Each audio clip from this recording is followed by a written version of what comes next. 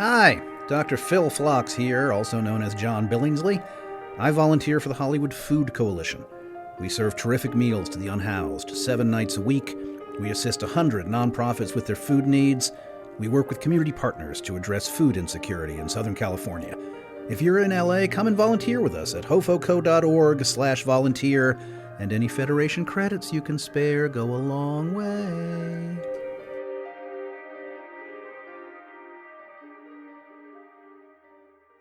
The Trek Geeks Podcast Network is proud to have Fansets as its presenting sponsor. Fansets is the place for amazing pin collectibles with over 400 officially licensed Star Trek pins and new releases every month. Stay tuned for a special discount code good on your next order at fansets.com just for Discovering Trek listeners. Fansets. Our pins have character.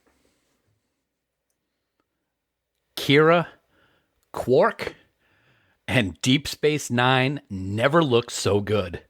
Episode 6 was a Star Trek DS9 fan's dream as the USS Cerritos docked at Pylon 2 of everyone's favorite Cardassian Monstrosity for an unexpected assignment of diplomacy with a familiar Gamma Quadrant race. Add to that the excitement of Jennifer wanting Mariner to hang out with her at her friends during girls' night, and surely we know that nothing can go wrong. Right? This discussion is going to be great, so grab your latinum and head down to the promenade, folks. My name is Dan Davidson, and we are discovering Trek Lower Decks.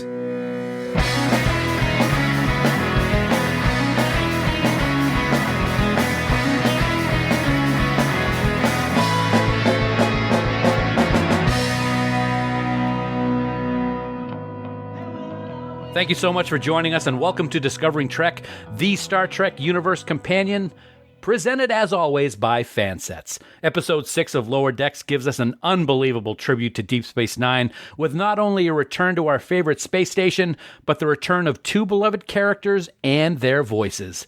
I don't think I have ever gotten misty-eyed watching an animated show, but it certainly happened this week.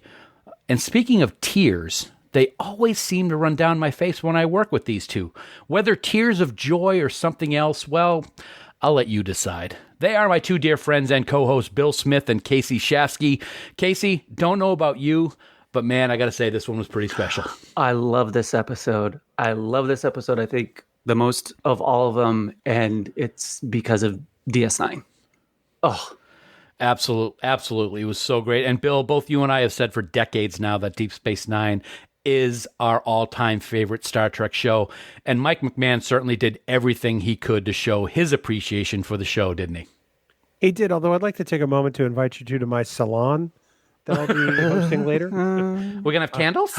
Absolutely. We're Phasers? gonna dip our own candles. No phasers. Dip our own candles? Whoa. Yeah, that's what they were doing in the episode. They were dipping wicks to make candles. Dip your wick. Whoa. Okay, so anyway, it is an adult podcast, ladies and gentlemen. Before we get started, I do want to do what we have started to do again here on Discovering Trek Lower Decks. Let's give a quick thumbs up or thumbs down. I really don't think this is going to take long. Thumbs up, way thumbs up, big time for me. Thumbs Casey, up, I know thumbs up, thumbs up, thumbs up. Bill? I'll punch jerk. You. Thumbs up. Yeah, I mean, we saw in the preview before season 3 started that this was happening, and it's just been something we've been waiting for all season long, and it certainly did not disappoint. So we got a lot to talk about here this week with Lower Decks. Before we do that, Bill, as always, why don't you tell our listeners how they can get in touch with us to give us their thoughts on the return to Deep Space Nine in Hear All, Trust Nothing. Priority 1 message from Starfleet coming in on secured channel. Do you have a carrier pigeon, everybody? Because really, that's what it's going to take to get in touch with us. Get yourself a carrier pigeon, write a little note, put a little rubber band on it to the leg. Don't hurt the carrier pigeon. And then send it off into the wild blue yonder to get us your message.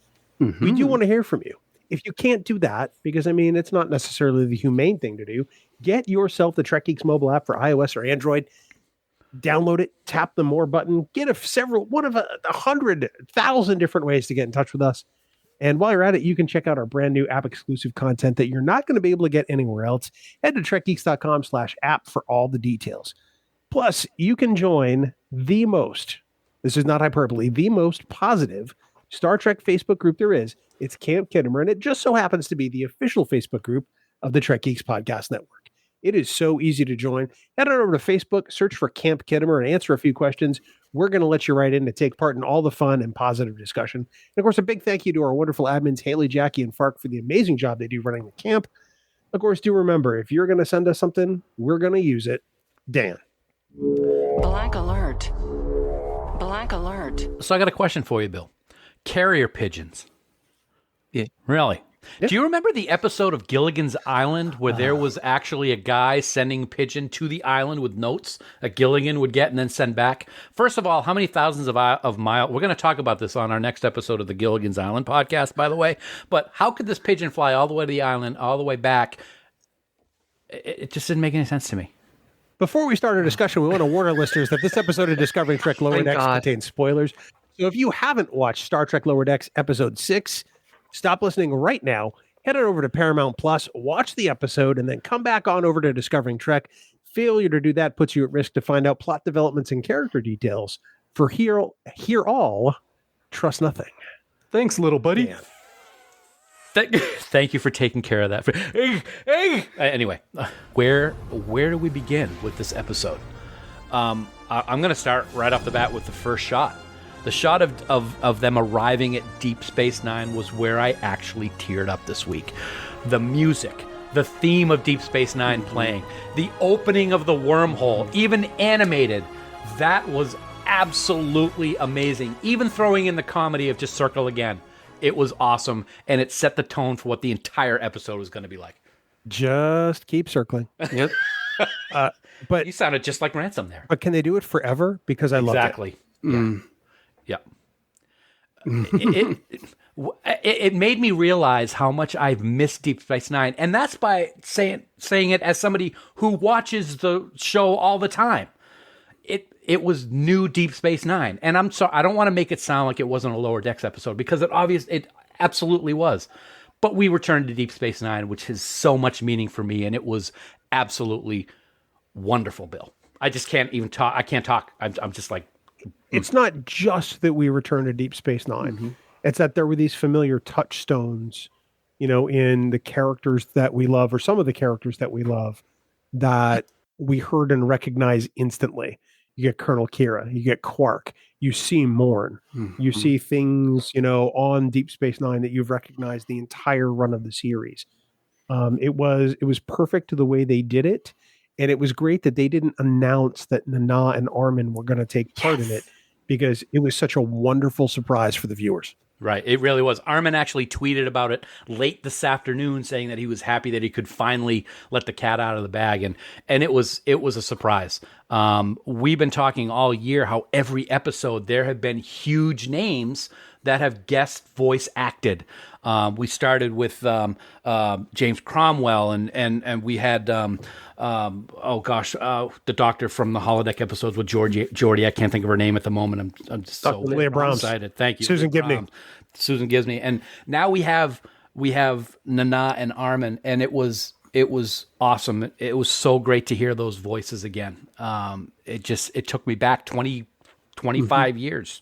And it was amazing. So I'm going to be like this the whole episode. I'm going to let you know right now because it just meant so much to me. But I got to say, did it not make sense that the entire episode had to be Quark being the catalyst for the breakdown in negotiations with the Karemma?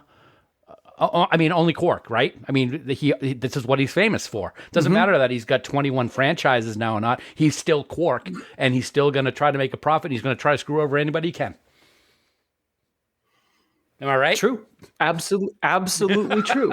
And I mean, you just said it, so I'm just nodding with you. And but I'm going to say this right now. I really hope Paramount sees and hears all the love for DS9 and puts effort into an HD re-release of the series, because seeing this even animated was beautiful and heartfelt and all of this. And, Dan, I go directly to, I'm up for a DS9 animated series now. They could start planning that and we can't have everybody in there at the moment, but like James Earl Jones just signed a thing with Respeecher to be able to have AI recreate his voice from past recordings. So there is a possibility that everybody could be involved, whoever would want to be. But this was just so wonderful. I did sit there and rewind when they were just flying by the station. I was like, this is comfort. It was one thing to see the wormhole open during that opening sequence when the ship was circling the station.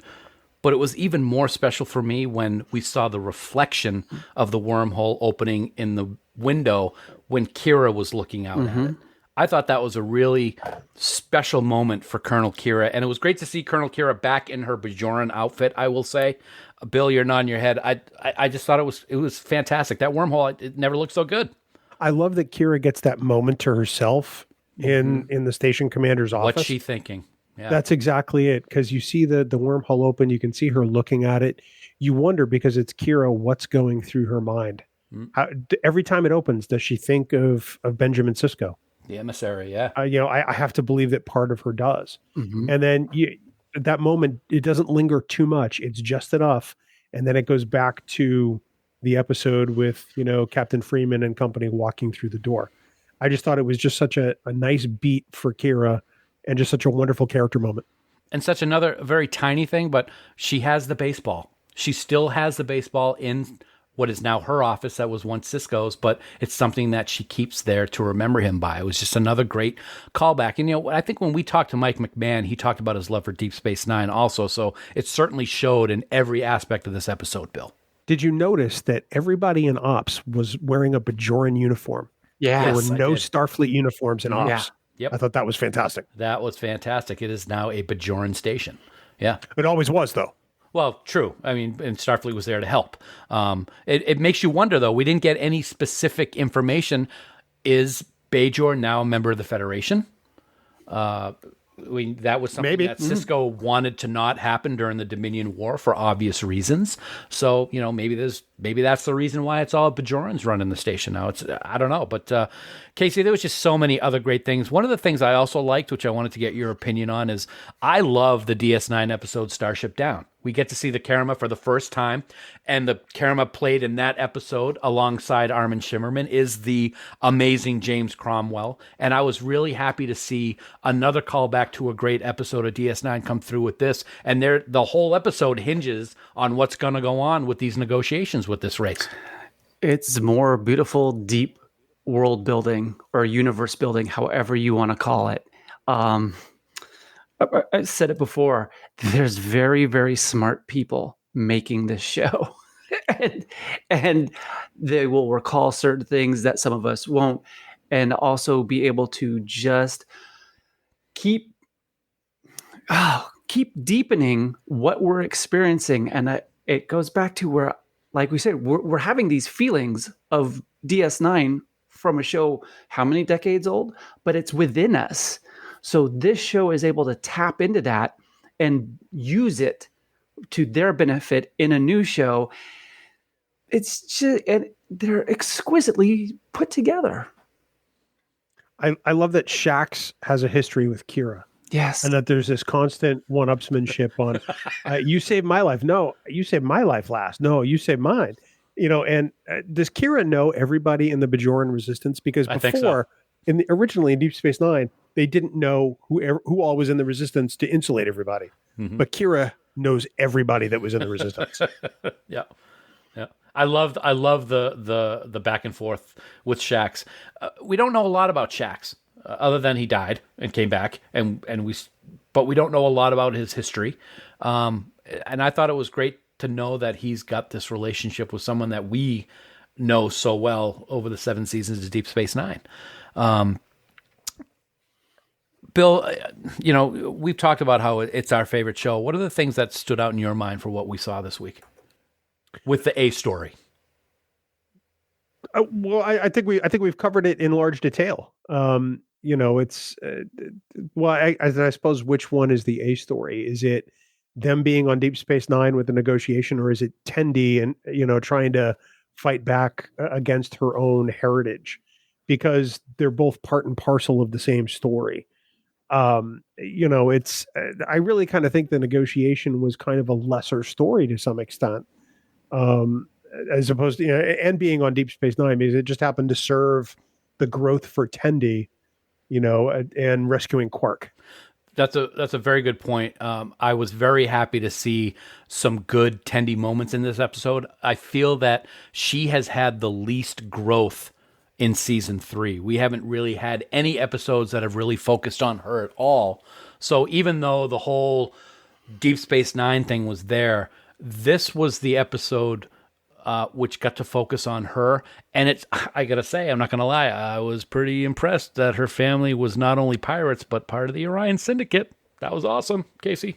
Absolutely. And on part of this, I think she's actually the most already well-rounded character. There's just bits she chooses for us not to see. I mean, because this is don't F with Tendi. I wrote it. She may look like a bell pepper, but she's as badass as a ghost chili pepper. I don't even know what to say to that. And it's like she has this thing where like, hey, I don't really want to talk about this, but there is history there, and she gets it done. And she is able to reconcile pretty well both parts or multiple parts of herself and her family and all of that. And to see another episode where we get some more character development, where we actually see it, because on this one I've always thought it's there with her. She's the one I want to go into a fight with. Yeah. Well, and after seeing what she was able to do in those fight scenes this week, I don't disagree with that at all. But I mean, it's also very clear that she is either embarrassed or ashamed of her Orion heritage to some extent. Yeah. Because she spends the entire episode trying to distance herself from that tool. And I don't mean the Orion pirate tool. I mean the dude in the Starfleet uniform. Yeah. The guy who was essentially, Mesk, who was essentially a poser. He is trying to be more Orion than Orion. And when it comes down to it, Tendi was that way all along. She can get it done. It's just not who she is inside. The fact that she gets to go badass pirate is fantastic. But the object lesson is you just got to be yourself. Tendi knows all these things, but at her core, that's not who she is. Right. She's Starfleet. She is that good person, and that's what shines through. And not only that, she realizes that for herself, but she lets him know about that, you know what, you should be proud you're from Cincinnati and this, that, and the other thing. And I thought that was a good way to show how Tendi deals with things. First time in Star Trek anyone has ever been proud of being from Cincinnati. Oh, it might be the first time in anything. No, I'm just kidding. We love you, Cincinnati. We do love you, Cincinnati. Baby, WKRP. So there, I want to spend one more minute on Deep Space Nine itself, because there were so many great Easter eggs that we saw in this episode. We saw Sisko's baseball. That there was a mention of Smiley. I mean, who would have thought that you would be talking about Smiley ever again? But Mariner wanted to take them on the tour. Otherwise, they're going to get lost and end up with Smiley. I thought that was fantastic. You talked about Morn a little while ago, Bill. And I thought it was great that there was the reference to that awful holosuite moment where Quark's head was on Kira's body in Meridian. Who would have ever thought we would ever be talking about that again? A little scary, a little gross, but still. But one of the things that was very subtle, and it was off in the distance, but it was one of the things that made me get a little emotional because we lost Aaron. At one scene, you saw Rutherford's legs dangling from the upper level of the promenade, just like Jake and Nog used to do back in Deep Space Nine, and that was a very special moment for me. I have to imagine that Tendi having to deal with Rutherford at Deep Space Nine is a lot like your wife having to deal with you at Disney. Because 100%. You're just wandering all over the place going, look over here, this is great. I go deaf in Disney. And Rutherford is essentially, an 8-year-old kid, and Tendi is mom. I love it. I absolutely love it. So we got more to talk about. There was actually other things going on in this episode of Lower Decks, and we're going to talk about going to a salon party after we talk about our friends at Fansets. Of course, we want to take a moment to thank our friends at Fansets for being the presenting sponsor of the Trek Geeks Podcast Network. I love the way that comes out, dude. The presenting sponsor of the Trek Geeks Podcast Network. So great. We absolutely love them. As always, we just love talking about all the cool stuff that they have available on their website. And, they're adding new stuff all the time. So head on over to fansets.com right now and check out their 2 new latest releases, the Women of Trek Raffi Musiker pin, as well as the dreaded Confederation Delta from Picard Season 2 without the neck slicing blades. I'm sorry to say, Bill, because I would definitely use it on you. The Delta is now available in both pin and magnet form over at fansets.com. Fantastic additions to any collection, Dan. With October 1st right around the corner, chances are some new stuff will be available to start off the month. So everyone, get on over to fansets.com, put that Raffi pin and a Confederation Delta and a whole bunch of other stuff in your cart. And at checkout, be sure to enter the special discount code TrekGeeks for 10% off your entire order.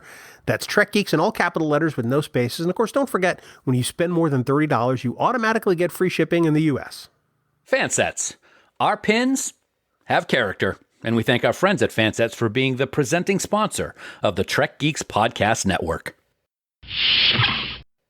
So, guys, I don't want to be negative because I really did love this episode. And I did love the B story, but I don't know if it should have been this week. The focus was so much on Deep Space Nine, and as you can tell, it's what I focused on like crazy. It's Lower Decks and it's not Deep Space Nine, and this was a very special episode, but I feel that the important part of what took place in the salon party with Mariner kind of got lost a little bit in what was going on in the other part of the story for some people. I mean, I think there will be, I'll blame myself. I'm probably the same way. I had to watch this twice for me to really focus on the Mariner part of the story. And it's an important part of the story to show that Jennifer wants Mariner to be exactly the way she is. She doesn't want to fake it with the girlfriends. She wants her to be scary because that's who she is. And I thought that was a Star Trek moment, Bill. It absolutely was. And I don't say this to, as a criticism, but I think part of that is your nostalgic bias. I think we all have it as Deep Space Nine fans. Mm-hmm. Yeah. I thought that the B story for this episode was great growth for Mariner. I loved it in this episode because it did a nice job of breaking up the things that are going on the station. Yeah. You had to have some sort of transition or else Quark never gets to the Karemma ship. Sure. Plus, grab a wick, boys. These candles aren't going to dip themselves. We've got a new activity for Star Trek Las Vegas. Oh. We're going to have, I got to say though, if I have to attend one of those salons, I would airlock myself. Yeah. But maybe we get to phaser each other at the end, Bill, and fall in a heap hugging each other. The interpretive dance, the dramatic readings. It was all very sort of 60s beat poetry night in a way. Right. Somebody was actually snapping their fingers. They were all at one snapping point. at one point. It was a little weird. I'm not going to lie. Yeah. But, Mariner does something that wasn't for herself. And I think that's key. She did something for Jennifer. That's huge growth for her. She's invested in this relationship. And this, some might say it's the only thing in this series she's ever been invested in. I don't disagree. And I think it's great that we've seen tidbits of this relationship here and there. First she couldn't stand Jennifer. And then we saw little bits here and there. This really shows that they are a thing. And I think it's fantastic that they're spending the time to show that growth of Mariner, that she does have the heart and she does care about people and she does want good things to happen. Even if it means phasering all of Jennifer's friends to get a point across. I thought it worked. I guess I think you're right, Bill, and I apologize. My nostalgia got in the way of the B story. That's okay. I had to watch it twice, and it really is, and I guess what I was thinking is there is a lot in this B story, and I just hope that it didn't get buried a little bit by what was going on with that return to nostalgia. Casey, do you think that's fair? I think that's a fair assessment to make or a question to have.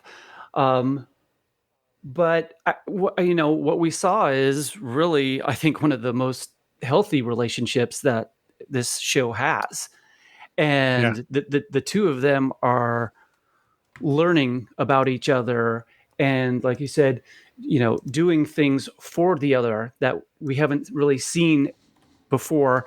it's nice to see a healthy relationship happening, and for this happening for Mariner. Yeah, part of the whole, oh my God, we're seeing DS9, and then to have a strong enough B story to complement that and not not compete, it is tough. But I think what they did here is take all our nostalgia, and you can pull that into the B story, which makes it even more emotional.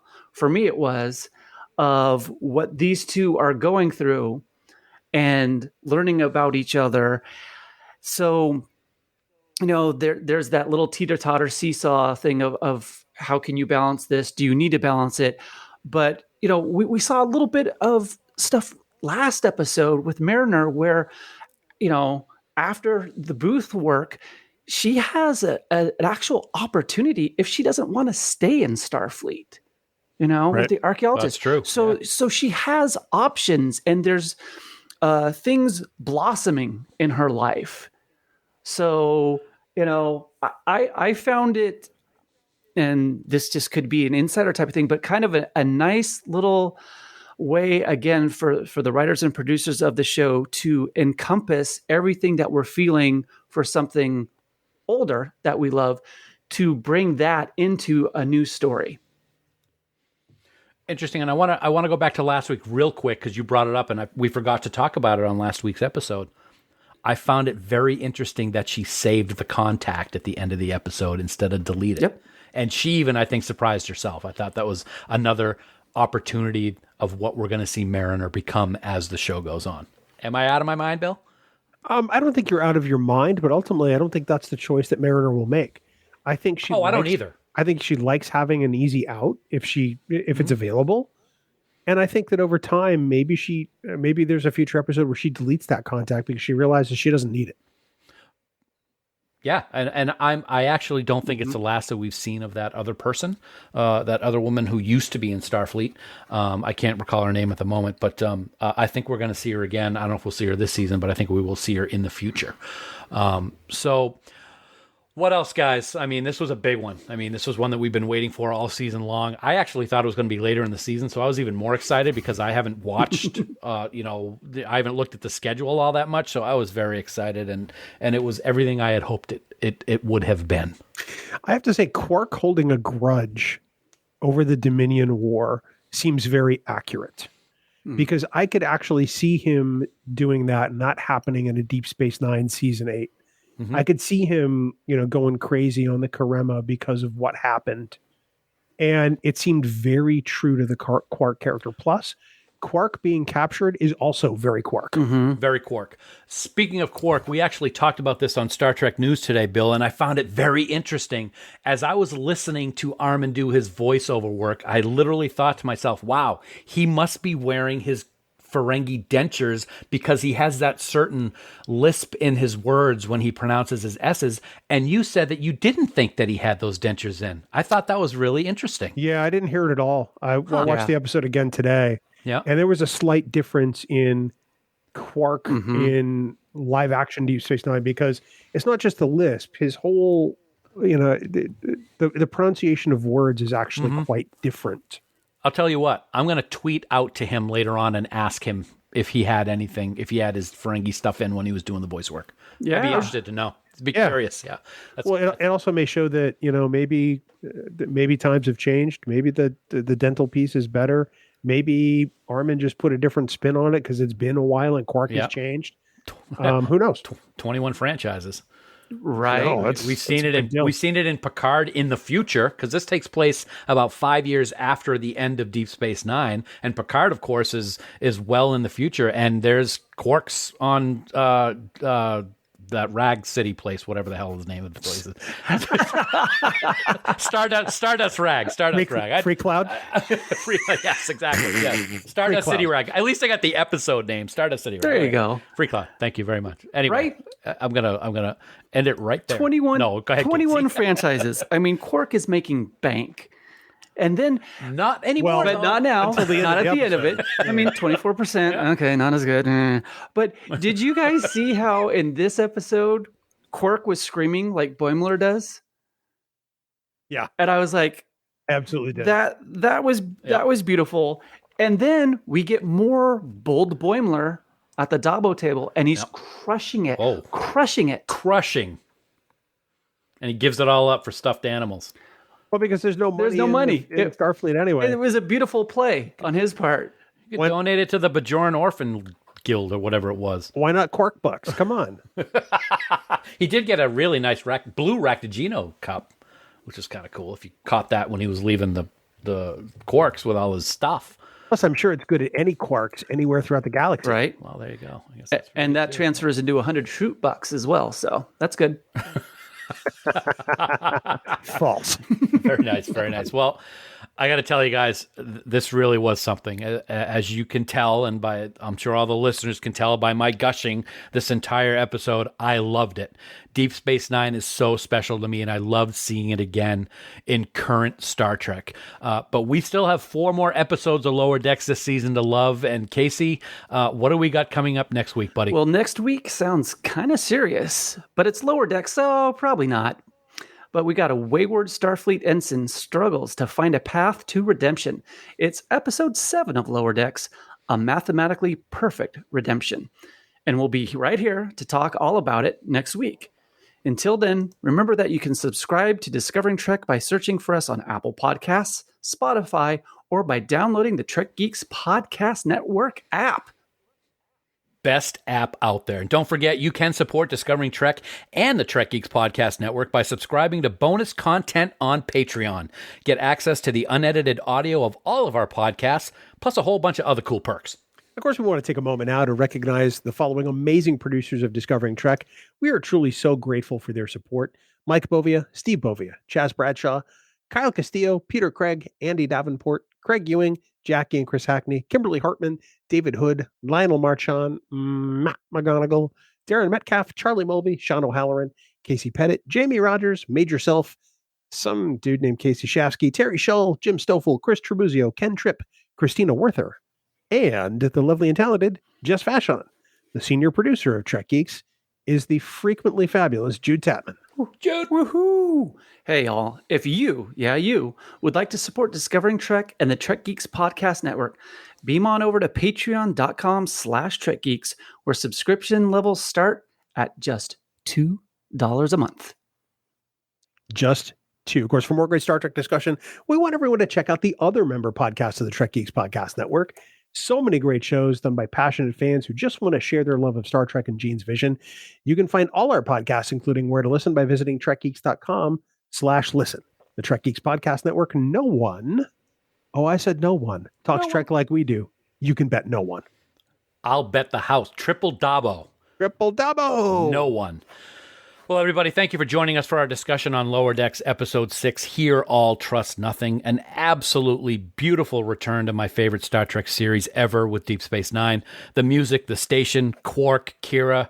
It was truly momentous. It was a momentous occasion for Lower Decks, and I want to thank Mike McMahon for pulling out all the stops for this one. I'm so glad to be able to discuss it with my 2 amazing co-hosts, Bill and Casey. Guys, thanks for making it such a special week to talk about the episode. And I want to thank all of you in the Alpha and maybe even the Gamma Quadrant for tuning in to hear what we had to say. I'm looking forward to doing it all again next week with Star Trek Lower Decks Episode 7, A Mathematically Perfect Redemption. So until next week, never stop discovering. Music for Discovering Trek is provided by 5 Year Mission. They're writing an original song for each episode of Star Trek. Hear more of their music at 5yearmission.net. Discovering Trek is a production of Coconut Media Works. Executive producers Bill Smith and Dan Davidson. For more great Star Trek discussion, discover the other shows of the Trek Geeks Podcast Network at trekgeeks.com or find us in Apple Podcasts, Spotify, or your favorite podcast app.